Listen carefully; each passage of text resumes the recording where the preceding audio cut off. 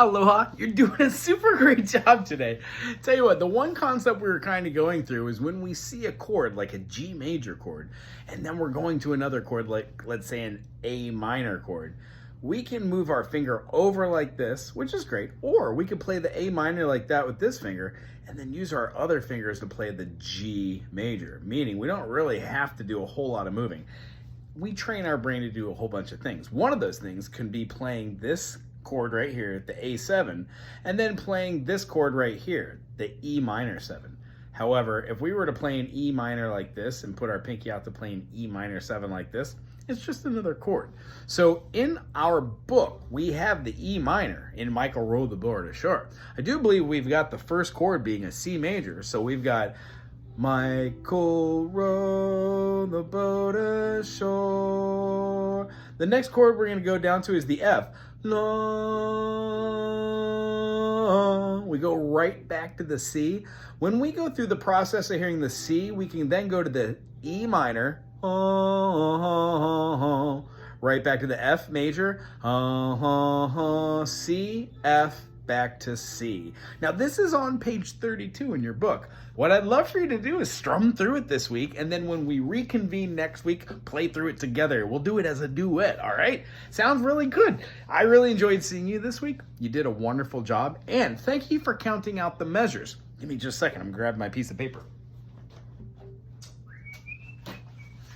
Thus far, we should know that when we have one of these, it's worth one beat, and it's called a quarter note.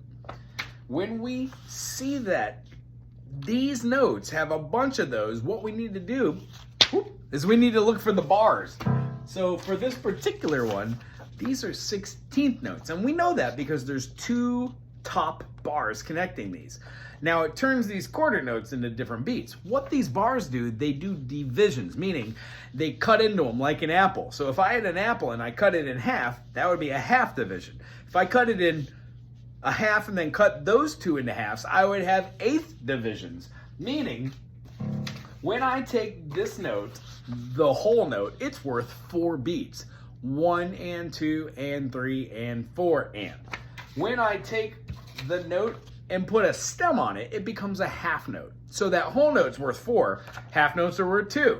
1, 2, 1, 2. Now I could fit 2 of these half notes in one of those whole notes. However, when we go to our next note, the quarter note, we could fit 4 of these in the whole note.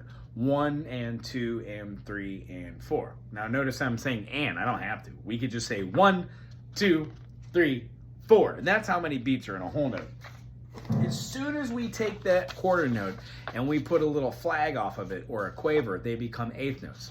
Now I've tied both of these together because essentially you can have 1, 2, eighth note in the space of a quarter. So if we have eighth note, eighth note, eighth note, eighth note, the quarters behind there would be 1, 2, 3, 4, 1, 2, 3, 4, 1. So there's 2 beats for every one I'm saying, which means I'm saying quarters 1, 2, 3, 4, quarter, quarter, quarter, quarter. But I'm playing eighth note, eighth note, eighth note, eighth note. Or you could just say quick quarter, quick quarter, quick quarter, quick quarter. But I'd rather say eighth notes. Lots more fun.